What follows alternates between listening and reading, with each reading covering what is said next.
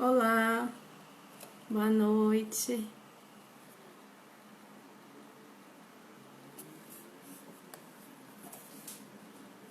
Ellen Amaral, oi Cida,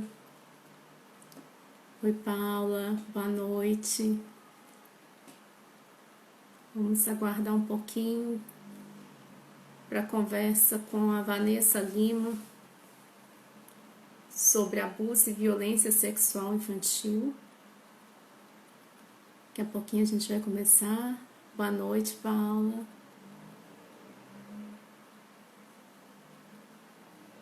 Que bom ter você aqui, acompanhando seu trabalho, dedicação da Vanessa.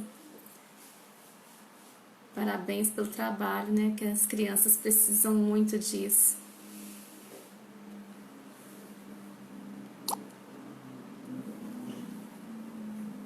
Deixa eu ver aqui se a Vanessa tá. Ela já chegou. Estamos aqui de Belo Horizonte. Deixa eu chamar a Vanessa aqui então.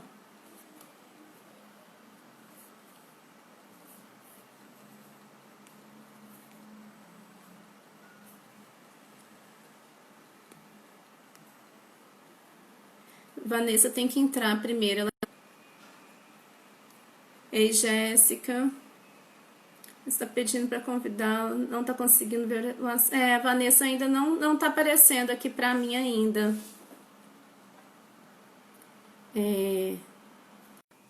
Aí, agora a Vanessa apareceu. Deixa eu chamá-la.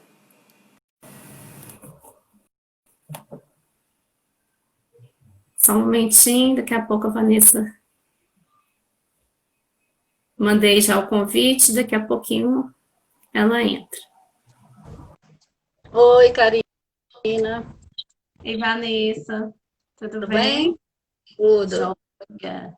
Que bom você aqui. Quero agradecer, né, por você ter aceito esse convite para conversar com a gente. Eu Um que pouquinho, agradeço o convite também, a oportunidade. para a gente esclarecer algumas coisas, né, Vanessa? É isso aí.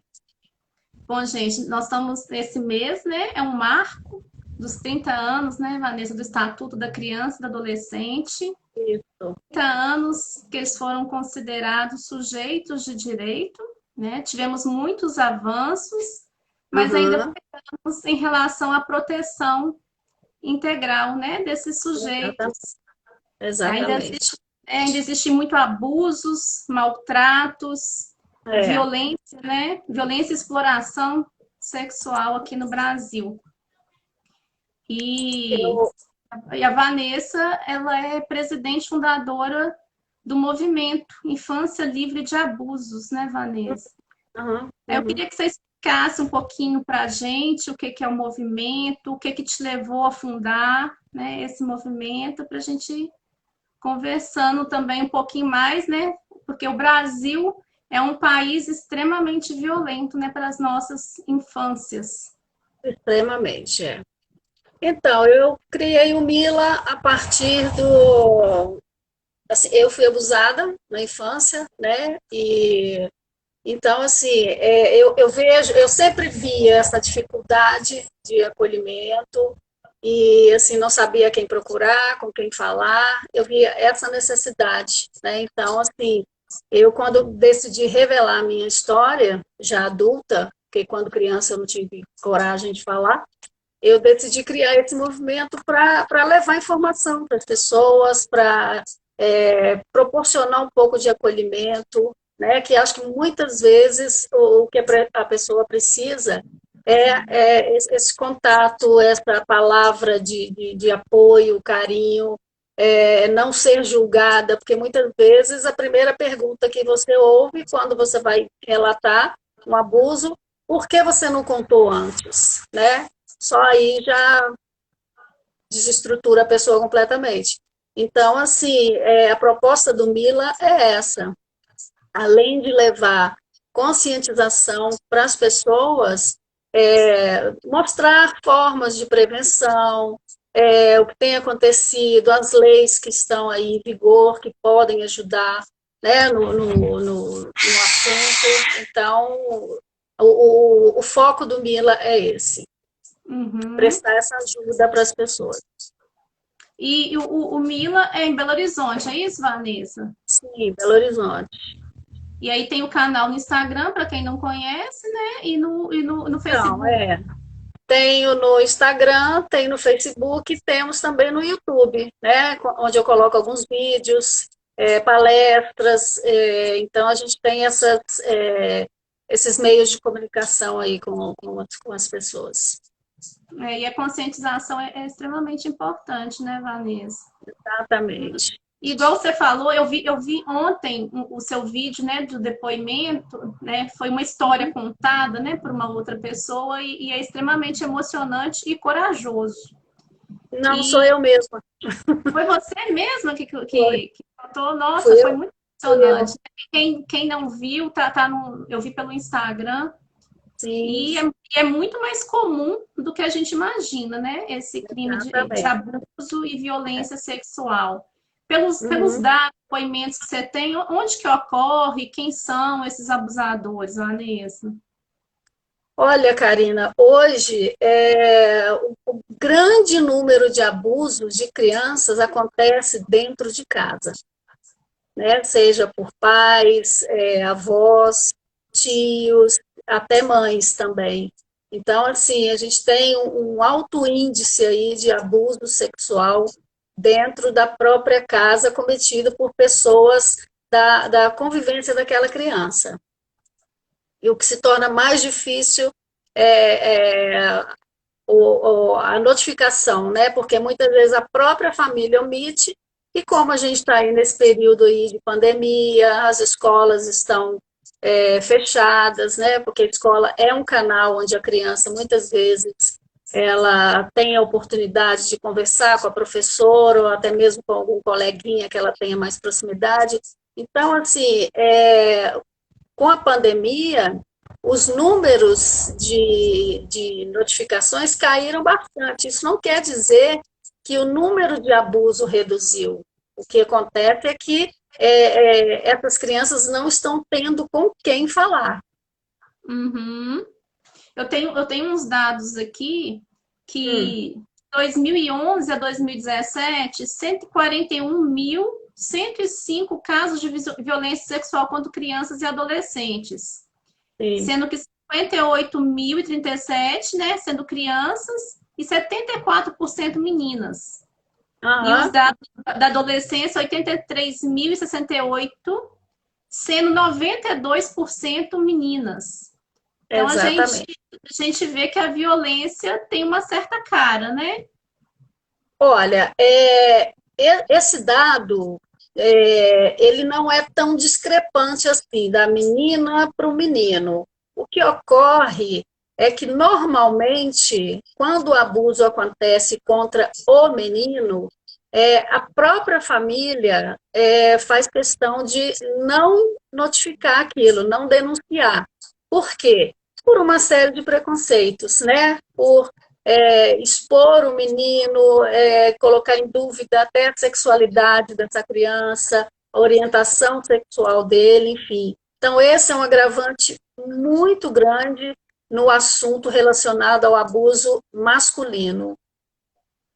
A Se doutora Paula você colocou que a significação quando as vítimas são meninos é ainda maior. está vendo aí, ó, Uhum. é, E os casos do Disque 100, que é um né, da rede de proteção, igual você colocou, fala que mais de 70 dos casos são praticados por pais, padrastos ou outros parentes da família. E isso isso, independe de classe social, né, raça, exatamente, religião. E exatamente. Como a própria doutora Paula, que está aí nos assistindo, né, ela fala, o abusador ele não tem um perfil definido. Não existe aquela pessoa que você vai passar na rua, vai olhar, vai falar, aquilo ali é um pedófilo, aquele ali é um abusador. Não existe esse perfil, né? Porque ele pode estar em qualquer lugar, a qualquer hora, e assim, provavelmente os lugares onde ele tem preferência em estar são locais onde tem muitas crianças. No caso, são pracinhas, são escolas, né? Muitos vão trabalhar em escolas até para ter aquele contato mais direto com a criança. Então, assim, tem que se ficar muito atento a esse tipo de local, né? Você está com seu filho na pracinha, você tem que estar o tempo todo ligado, porque é questão de segundo, aquela abordagem, vem com o cachorrinho, aí oferece um doce, uma balinha e tudo, e ali ele já pode cometer um abuso, porque muito erroneamente as pessoas acham que o abuso sexual ele é somente a penetração, e não é assim, né? O abuso, ele tem várias vertentes. Ele simplesmente pode ser uma passada de mão, um toque na parte íntima, né? Um toque na perna de uma forma diferente. Então, tudo isso é um abuso. Então, quando a gente fala sobre esse assunto, muitas pessoas, né, falam assim, nossa, fui abusada e eu nem sabia, porque não tem esse entendimento, né, de que o abuso ele tem vários graus Igual você falou, uma fala, um assédio, né? Exatamente, exatamente. A Luciana colocou aqui que se existe um perfil de abusador, você acabou respondendo um pouco, e os dados comprovam que a maioria das vezes, igual você falou, é um pai, uma mãe, um madrasto, ou até pessoas bem próximas da família, né? Que tem fácil acesso à Exatamente, criança. exatamente. São aquelas pessoas que têm livre acesso à casa, muitas vezes amigos da família, parentes mesmo, tios, primos, né? E, assim, não se enganem de acharem que as mulheres também não abusam, porque isso não é verdade. Há também as mulheres abusadoras. Então, assim, tem que estar atento a qualquer tipo de pessoa. Não existe ninguém acima de qualquer suspeita. Nossa, é muito. E você tem, assim, alguns exemplos de como identificar que essa criança ou adolescente foi abusado?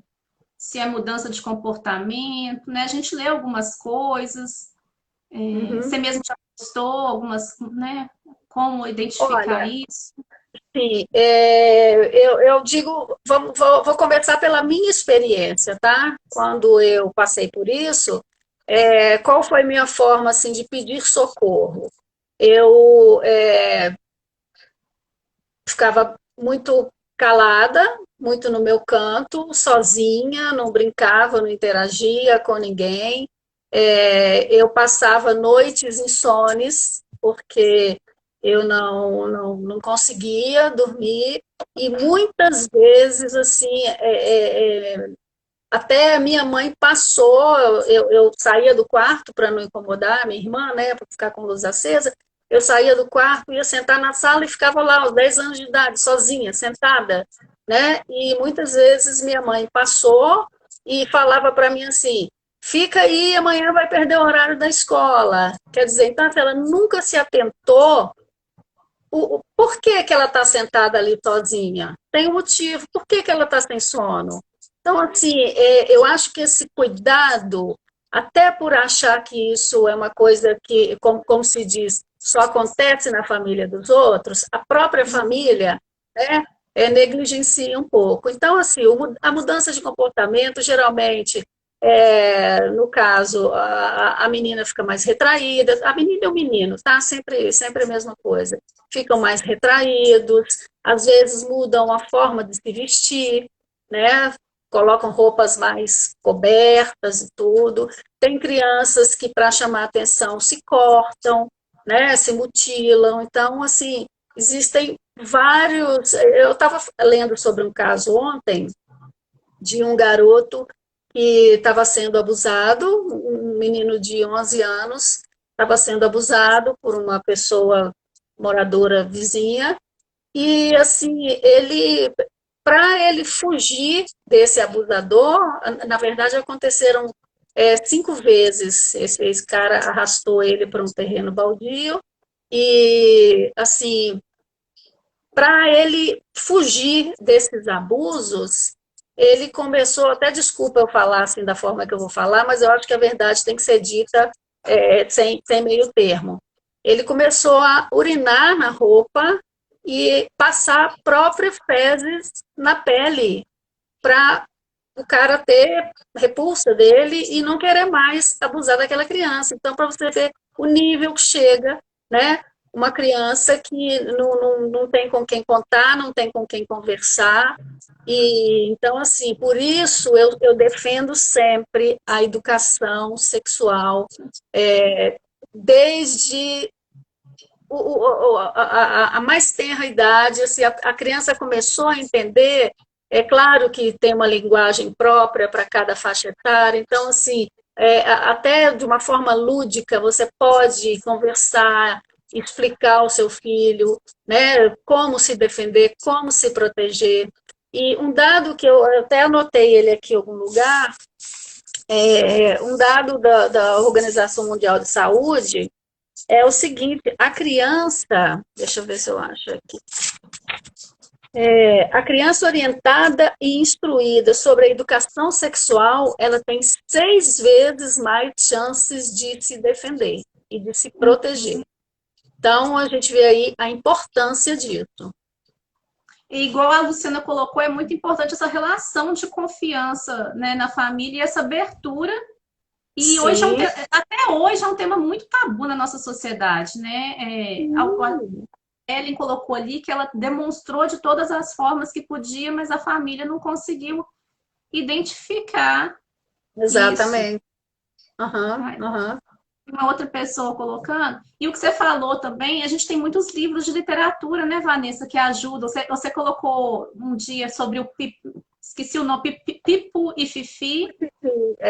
Pipo e Fifi, Né? Não Me Toca Seu Boboca. Não me São toque, seu várias bobo. leituras direcionadas para essas crianças aí, né?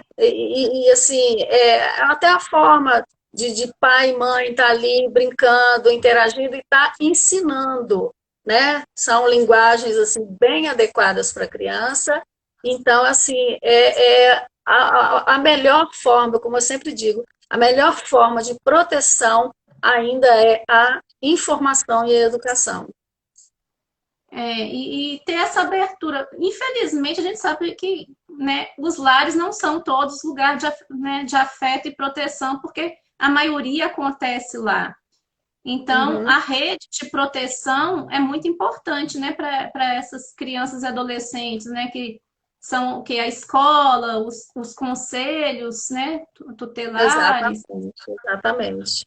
Aí você E imagina, com as escolas fechadas, como é que as coisas não estão para essas crianças, né? E, assim, eu tenho um outro dado aqui, deixa eu pegar aqui para te falar, sobre a pornografia infantil. Peraí, eu coloquei aqui justamente para. pelos desenhos também a gente consegue identificar, né, Vanessa? Eu já li muitas coisas sobre isso. O desenho é assim, uma das melhores formas de você identificar que uma criança está passando por algum tipo de problema, né? Então, assim, tem um perito chamado Rio do Silveira, que é até um amigo, ele fala muito sobre isso, sobre a questão do desenho, ele tem assim, um texto lindo sobre isso, muito informativo, muito educativo a respeito disso. Mas aí, então, deixa eu te falar aqui. A Uhum. pedofilia na internet, nesse período de pandemia, do período de 15 a 31 de março, tá? Em 2019, foram 2.017 denúncias. Agora, em 2020, foram 5.866 denúncias, ou seja, um crescimento aí de 190% de busca por pedofilia envolvendo criança na internet. E a gente sabe que é muito difícil essa identificação pela internet, né? Que muitas vezes a criança e a adolescente eles ficam sozinhos em frente às telas, então aí a atenção é redobrada, né? Exatamente, exatamente. Então, assim, a criança ela não pode ter, não que seja uma forma assim de cercear, nada disso. A criança ela não pode ter essa total liberdade na internet, porque é realmente um campo muito perigoso. Então, assim, não pode mesmo deixar essas crianças sem a vigilância. Eu acho que, assim, todo pai, toda mãe, por mais que não tenham tempo, porque hoje a gente sabe, tá, todo mundo tem sua vida muito corrida, mas, assim, tá ali, o filho tá ali, coloca o computador no local onde fica visível, nada de quarto fechado, nada disso. Coloca na sala e, de repente, dá uma inserta ali, vai ver o que ele está fazendo, vai ver com quem ele está falando, né? Porque muitas vezes ele pode estar. A criança ela não tem maldade para isso, ela pode estar achando que está conversando com um coleguinha da idade dela, mas está conversando com um homem abusador ou uma mulher abusadora, né? Então, assim, isso acontece muito. Sim. E voltando um pouquinho, alguém colocou aqui sobre a pandemia, né? Como que vai ser esses casos? A gente sabe, igual você falou, que os casos estão aumentados, mas às vezes não estão denunciados, mesmo porque a criança, o adolescente está junto com o seu abusador, né? Nesse distanciamento social. Exatamente. O Estado Exatamente. está com seus serviços enfraquecidos, né, Vanessa? A gente acompanhou o debate na Câmara mesmo aqui em Belo Horizonte, a gente acompanhou o debate que os conselhos tutelares estão, né, fechados, trabalhando em teletrabalho. Acredito que aqui Uhum. tinha um funcionando presencialmente. As Eles estão escolas, trabalhando que é um grande por lugar, turnos, né? né? É. Turno. E as escolas fechadas, né? Que é o local de escuta e proteção dessas crianças. O que você está Um dos percebendo nesse principais momento? locais, né? Não Aham. entendi. E aí, como que você está percebendo, recebendo os casos nesse momento? Você tem conhecimentos aí, dessas denúncias durante a pandemia, como têm sido feitas? Karina, o que eu tenho assim, o que eu tenho mais recebido de mensagem é pessoas tentando até fazer denúncia e não conseguindo, por falta de plantão, às vezes na delegacia especializada. Outro dia mesmo uma pessoa me chamou para fazer uma denúncia do sobrinho que estava sendo abusado pelo próprio avô. Num sábado à noite, eu indiquei ela à delegacia especializada, ela foi lá, não tinha plantão. Aí mandaram ela para uma delegacia comum, né? Até aí tudo bem. Mas a gente tem que entender que nem sempre, numa delegacia comum, vai ter uma pessoa preparada para ouvir aquela denúncia ou aquela criança, né? Uma criança ela não pode ser ouvida pela mesma pessoa que vai ouvir um traficante, um assassino, né? Tem todo um trabalho, porque já imagina para a criança já tocar nesse assunto como é difícil. Ela contar aquilo ali que aconteceu. E se alguém não chega com um certo cuidado, se torna mais difícil colher esse depoimento, esses detalhes com essa criança. Então, realmente é o que a gente viu no debate, né? Assim, o Estado está com todos os seus serviços enfraquecidos. Os Sim. conselhos também tutelares já foi colocado que às vezes nem todos têm esse preparo que você colocou, Aham, aham, estão aham, fechados, né? E os postos de saúde também com seus serviços diminuídos, porque tem muita gente também que é do grupo de risco. aham, exatamente. Os postos estão atendendo somente é, casos relacionados ao Covid, né? Aqui em Belo Horizonte, nós temos 3 hospitais públicos referentes no atendimento ao abuso sexual, que é o Odilon Beres, o Odete Valadares e o Hospital das Clínicas. E nenhum dos 3 estão atendendo esse tipo de ocorrência, né? Então, assim, onde essa família vai denunciar? Muitas vezes já é difícil para eles tomar a decisão de denunciar. E diante dessas dificuldades, desistem.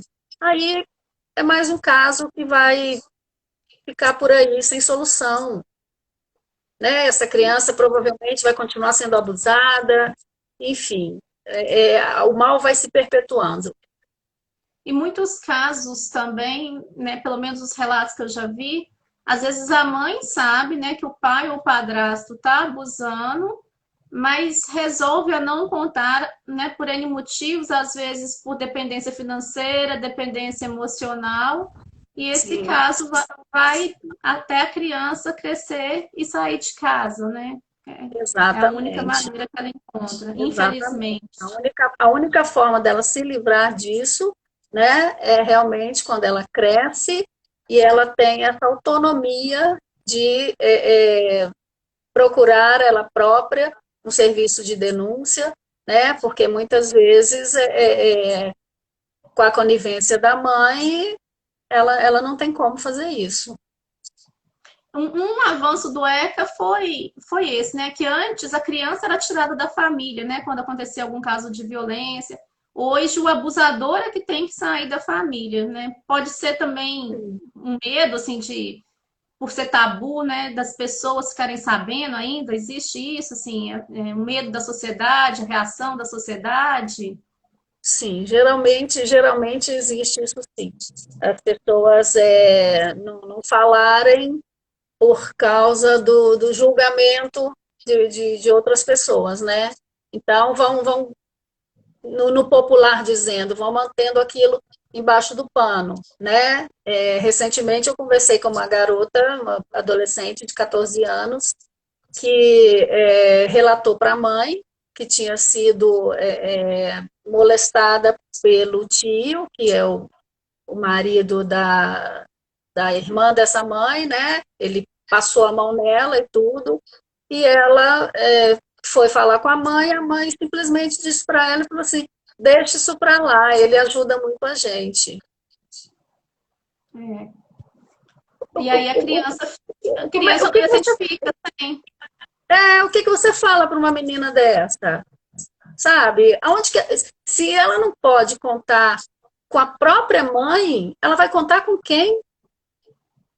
Onde é Acho que que ela vai a buscar um educação que a gente apoio? teve não pode se repetir, né, Vanessa? Assim, que antigamente não se falava, né? Não tinha essa relação, não tinha essa Sim, explicação de sim, educação sim. sexual.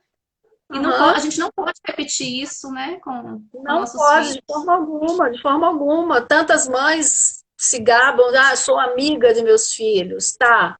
Mas essa amizade tem que ser no amplo sentido da palavra, tem que ser, na hora de cobrar, tem que cobrar, na hora de conversar, tem que conversar, e tem que instruir e, principalmente, acreditar nessa criança, nessa adolescente, quando ela falar alguma coisa sobre isso, porque ninguém vai tirar isso da imaginação assim do nada. Ninguém vai acordar e vai falar assim, hoje eu vou dizer que fui abusada. Isso não acontece, né? Então, assim, para uma criança ou uma adolescente chegar, pedir uma ajuda, a contar uma situação dessa, seja para um pai, seja para a mãe, seja para uma tia, uma avó, porque ela já está no limite dela de suportar aquela coisa ali, né? Então, assim, essa criança precisa ser acolhida.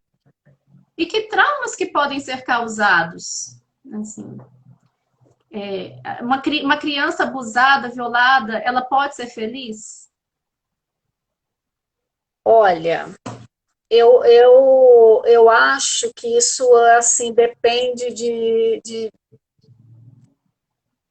muito, como eu te disse, e isso vai depender muito de como essa criança vai ser acolhida. É possível sim,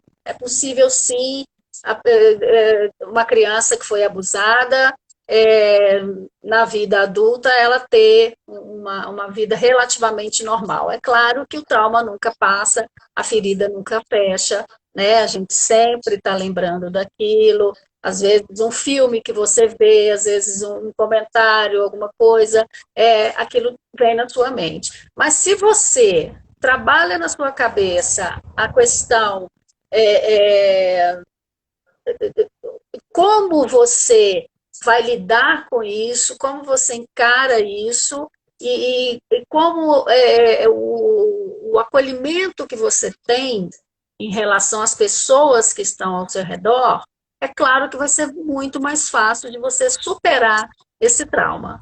Então, assim, eu acredito que a pessoa que não supera é porque ela não tem uma atenção, ela não tem um acolhimento que deveria ter, Uhum. né?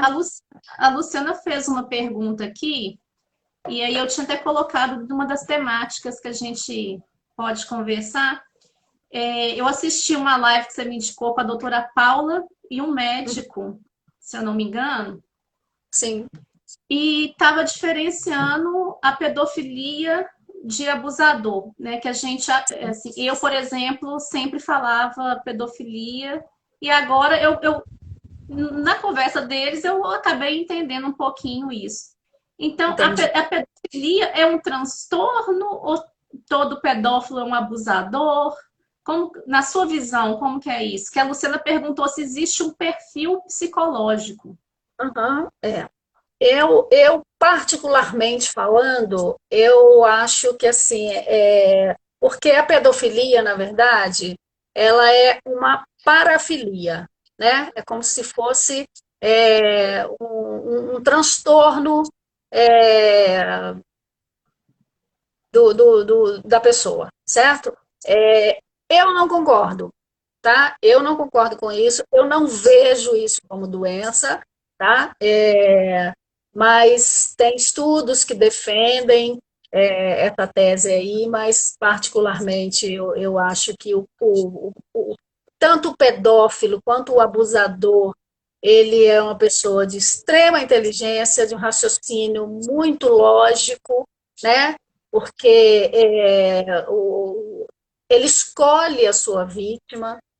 Eu acho que se ele fosse uma pessoa doente, ele sairia na rua, qualquer pessoa para ele serviria para cometer um abuso. Mas não, ele escolhe, ele cerca, ele envolve aquela pessoa até ele chegar onde ele quer, né? Que é o abuso propriamente dito. Então, assim, o que a gente sabe sobre isso? Que nem todo pedófilo é um abusador. O pedófilo ele pode simplesmente consumir a pornografia ali pela internet, ele pode somente olhar e pode nunca abusar de uma criança, certo? O que é diferente do abusador. O abusador, automaticamente, ele vai cometer o ato. Agora, eu penso o seguinte: se uma pessoa que consome a pornografia infantil vai chegar num ponto que só olhar para ele não vai mais satisfazer. Então, o que vai acontecer? Ele vai cometer o ato. Mas isso também já é um crime, né? Consumir pornografia infantil também já é um crime. É um crime, mas não, no caso assim, se ele só vê a pornografia infantil, não tem problema. Ele não pode compartilhar, ele não pode distribuir, ele não pode produzir para venda. Mas se ele está simplesmente assistindo, né, digamos que não seria um crime isso, né? Mas eu acho que a pessoa que assiste, ela daqui uns dias ela vai querer fazer também um vídeo, ela vai querer vender aquele material, ela vai querer buscar sempre um grau mais elevado de pornografia, né? E a gente tem visto aí muitos casos de pornografia infantil, vídeos de bebês sendo vendidos a cifras monstruosas. E o que eu achei importante também é que a polícia coloca que para eles não importam, né? Isso vai ser investigado e vai ser feito o mesmo trabalho, independente se tem o transtorno ou não, né? É um trabalho de Exatamente, investigação exatamente, normal para que o crime exatamente. se finde ali. E aham. dentro do movimento, assim, você vê quais desafios, Vanessa, assim, que a gente. Você chega a desanimar algum momento por ser tantos casos e achar que isso não tem fim? Eu vi um depoimento de uma doutora, né, uma policial, falando que entrou né, nessa área porque achava que as ações dela ia terminar com isso. Só que Uhum. viu que nunca tem um fim, né? É. E às vezes chega a dar um desânimo, alguma coisa. Olha, Karina, não vou te mentir. Às vezes, sim, dá vontade de jogar tudo pro alto, porque é uma luta muito sofrida, e assim, às vezes é um trabalho muito grande para poucos resultados, né? Então, assim, o que a gente tem visto hoje? A polícia investiga, vai lá e prende. Aí a justiça vai e solta. Uhum. Então, é bastante complicado isso aí. A gente tem um exemplo aí de é, a delegada Paula Meri, do Rio de Janeiro, que é, assim, acho que é uma referência no Brasil inteiro. Como eu costumo dizer, acho que todo estado devia ter uma Paula, porque é assim, ela é uma combatente nata para isso. Ela é uma missão o que ela faz. Então, assim, ela vai atrás mesmo, ela investiga, ela aprende, mas enfim, nem sempre o resultado é o que ela gostaria que fosse, né? Às Uhum. vezes é um trabalho minucioso de uma investigação que leva meses, aí o cara vai ficar preso lá alguns meses e depois sair de novo na rua e vai E o voltar a movimento praticar tudo vai novamente. voltar. No Mila, você tem alguma parceria? Você conseguiu, sei lá, assim, trabalhar em conjunto com o conselho, com o governo? É um trabalho independente? Olha, o Mila é um trabalho assim completamente independente, tá? Eu conto com colaboradores, no caso, por exemplo, é a doutora Paula Meri, que é delegada da Polícia Federal, tem o promotor Casé Fortes, que é aqui de Divinópolis, tem o perito judicial Rio de Silveira, são todas pessoas que me auxiliam, né? Quando preciso. Então, assim, chegam os casos para mim, porque muitas vezes chegam coisas para mim que as pessoas não têm coragem de chegar na polícia e falar. Então chegam até a mim. Aí Uhum. eu sou tipo um intermediário para essas pessoas, né? Aí eu vou procurar a minha rede, Uhum. quem é que pode ajudar aquela determinada pessoa em tal assunto. E então, assim, os casos chegam aos baldes, né? Digamos assim, todos os dias, inúmeros casos. Só um minutinho que minha bateria está acabando aqui, deixa eu só Tá, ligar aqui. olha.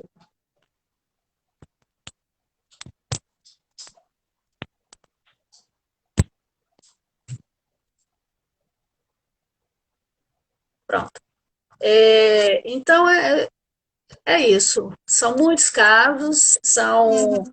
é uma dificuldade muito grande, né, de lidar com tudo isso, mas, assim, por mais que eu pense por um segundo em deixar tudo isso, é uma coisa que passa no mesmo minuto e a vontade de ajudar, de trabalhar em prol dessas pessoas é muito maior. A gente sabe que os investimentos do governo, né, para essa proteção da infância não é da forma que deveria, né? Então, assim, se esses Exato. movimentos não existirem, se essa rede Uhum. de proteção não existir, as coisas vão ficar muito piores, né? Aham, É, aham.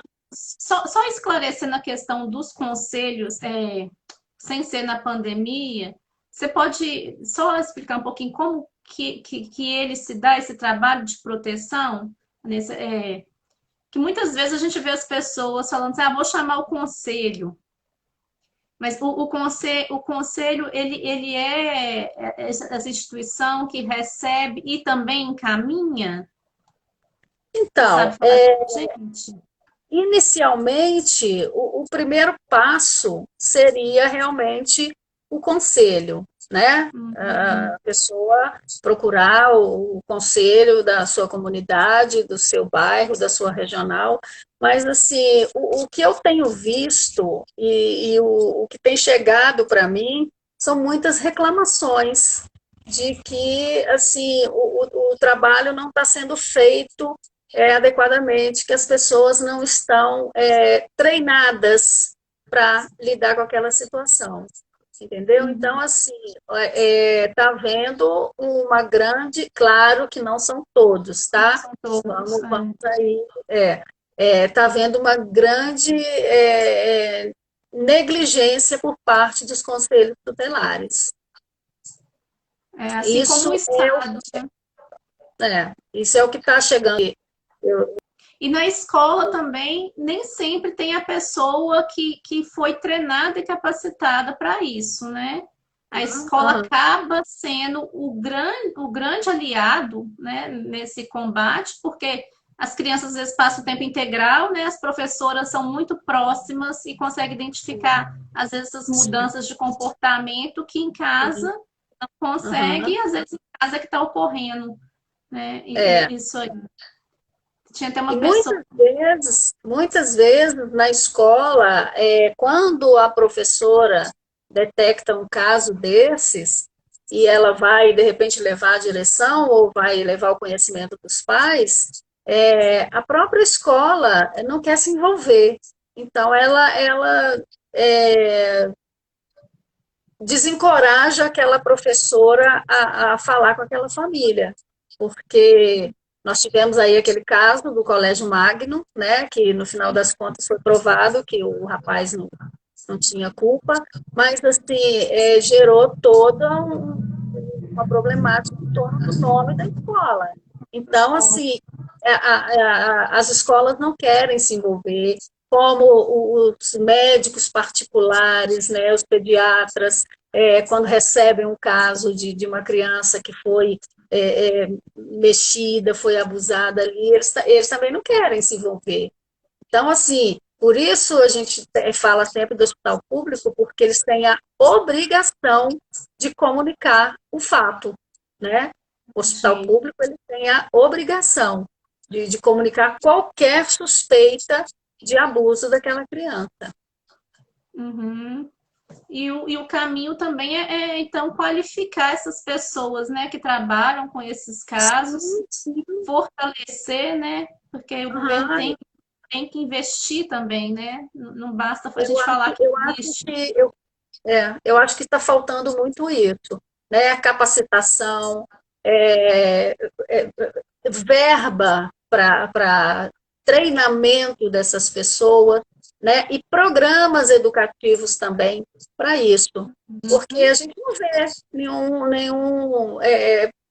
são poucos os programas sociais que tratam desse assunto e assim você não vê uma campanha publicitária alertando sobre o abuso sexual infantil, você não vê nada disso, né? Então assim acaba sendo um trabalho de formiguinha nosso, aí das redes sociais, dos fóruns, né? Aqui eu faço parte do FEVCANG, então, assim, nós não estamos tendo reunião por causa da pandemia, mas, assim, era uma reunião mensal, onde eram discutidas as medidas, planos de enfrentamento dessa violência, enfim, então, assim, é necessário que haja uma política pública direcionada para isso, né? Eu acompanhei o lançamento da Frente Parlamentar, lá de enfrentamento à pedofilia, e eu vou te ser muito sincera, desde então, eu não vi nada sendo feito em relação Sim. a isso, né? Questionei, mandei mensagens questionando o que de concreto estava sendo feito, quais as ações que estavam sendo tomadas, o que tinha de fato acontecendo, e eu nunca recebi resposta, né? Então, assim, é difícil para a gente acreditar até que alguma coisa possa ser feita, porque falam, mas na hora de agir a criança está lá no fim da fila das prioridades. E é isso mesmo, né? A criança tem que ser a prioridade absoluta, né? É o que fala a nossa O legislação, é ECA, o que fala o estatuto. exatamente, o ECA fala que a criança tem prioridade absoluta, quando na verdade isso não acontece. Não acontece. E, Né? inclusive, o orçamento, né, que tem que ser exclusivo da criança, ele nunca é executado totalmente. Então, tá vendo que os nossos governos, eles não estão, né, tratando a infância do jeito que deveria ser, né? E a gente não pode Exatamente. ficar só, a gente não pode ficar só no 18 de maio, né, Vanessa? Isso é igual você falou, tem que ser uma política de Estado que sejam umas ações constantes, né? Karina, eu costumo dizer que o 18 de maio tem que ser todos os dias. Todos os dias. Todos os dias. Não adianta 18 de maio lançar a campanha ali, tudo muito lindo, é, seminários e palestras e tal, e depois o resto do ano ninguém mais lembra daquilo. Quer dizer, todos os dias as crianças são abusadas. A gente tem uma média aí de 4 crianças abusadas por dia. Sim. Então, como é que a gente pode pensar só em 18 de maio? 18 de maio, na verdade, é uma data simbólica, né? Mas, assim, o trabalho tem que ser diário. O trabalho em defesa dessas crianças, a proteção, é diário.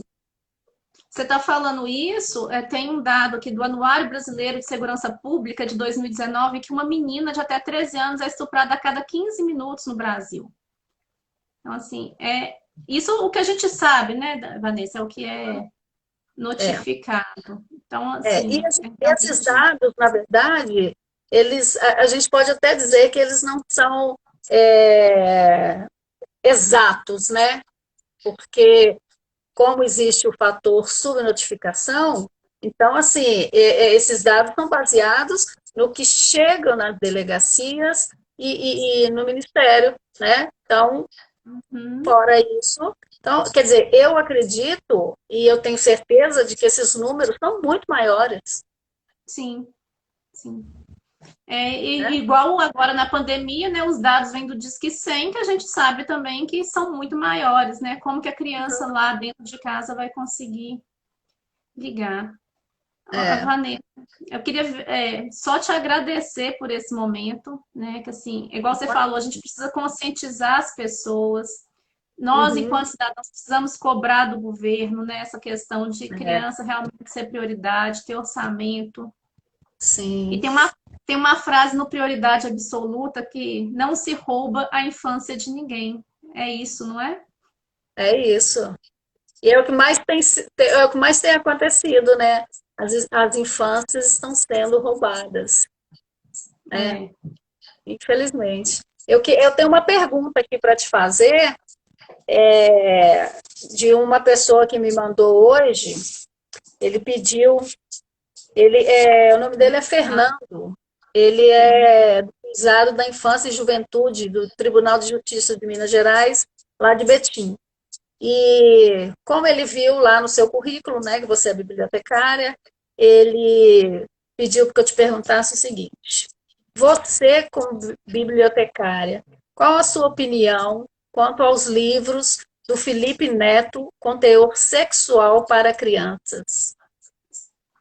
Olha, para te falar a verdade, aqui em casa, o Felipe Neto era proibido até eu ver a live dele falando sobre o nosso presidente. Foi Ah, então a partir daí que eu comecei a acompanhá-lo e ah, não conheço, vou ser bem sincero, não conheço o livro dele. Comecei a olhar com outros olhos depois que ele falou sobre o nosso presidente. Porque até entendi. então ele era uma pessoa que não, para mim, não era uma boa influência, né? E acaba que a gente escolhe o que as nossas crianças, né? A gente negocia. Claro, Então claro. eu vi uma live dele falando sobre o presidente, né? Uma reportagem com a Gabi na CBN, Aham. CBN. E depois o Leandro Carnal fez outra live com ele, que foi surpreendente também. Então, Ah, assim, eu comecei realmente a acompanhá-lo de perto agora. O livro, eu vou ler, porque eu não conheço, porque realmente, assim, eu tinha esse distanciamento dele que agora já comecei a ver com outros olhos. entendi, entendi. Mas eu Fernando, sua vou pergunta para ficar responder. devendo, Fernando, essa resposta, mas me comprometo a ler, que Tá bom, realmente não.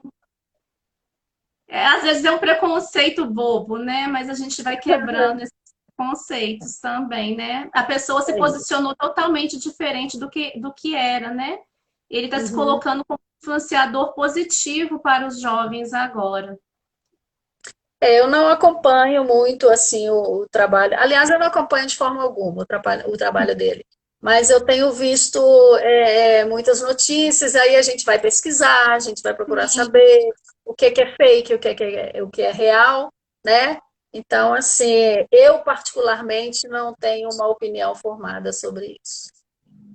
Mas ele mesmo falou que agora ele quer ser um influenciador positivo, né, para essa nova geração, que não se repita em 2022 o resultado nas urnas.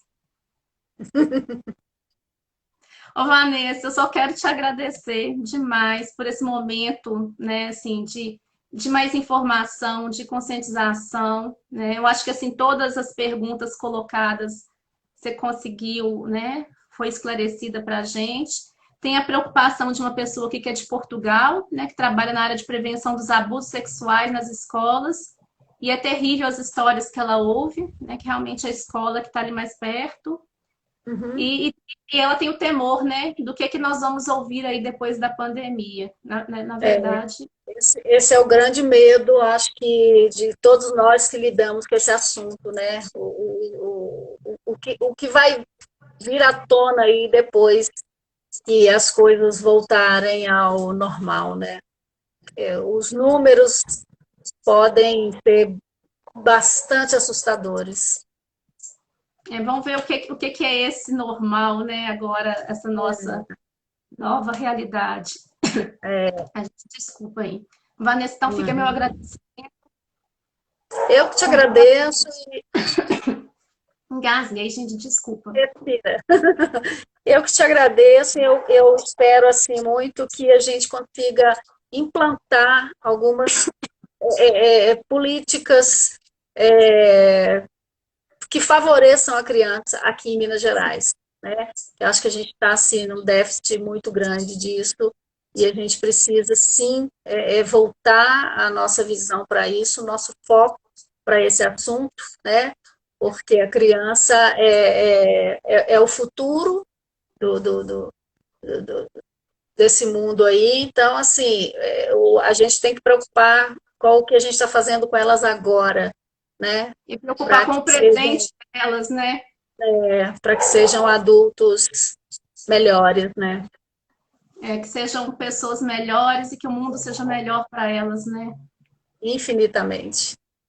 Ó, gente, muito. E eu assim convido a todos, né, que estão aqui com a gente a conhecer o trabalho do Mila, trabalho muito importante, né?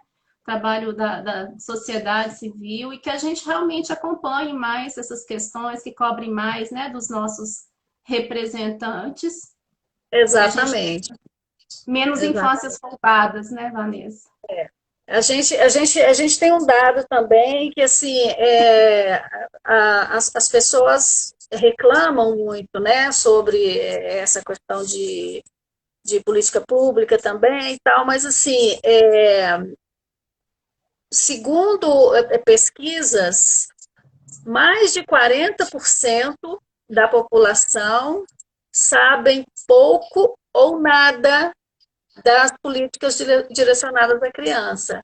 Sim, Então, assim, eu acho que para a gente reivindicar, a gente primeiro precisa entender o que está sim. acontecendo, né? Buscar, cobrar e ir lá no portal da transparência, vai olhar o que está sendo feito, o que não está sendo feito, para onde aquela verba está indo, o que não está. Então, assim, eu acho que mais do que nunca a gente precisa fazer isso. Sim, a gente vai se surpreender, porque tem orçamento, às vezes, que não é executado. Então, assim, a gente tem que realmente conhecer, ter sempre mais informação, que informação é poder, né? O Isso. conhecimento é poder. Ó, então, Isso. muito obrigada, Vanessa. Gente, agradeço demais, né, por terem acompanhado a gente aqui. Eu que Espero que a agradeço. gente mantenha contato. Isso, e convido a todo mundo a conhecer lá o movimento, me fugiu, Movimento Infância Livre de Abusos, aí no Instagram, ou no Facebook, ou no YouTube também, a plataforma que acharem melhor.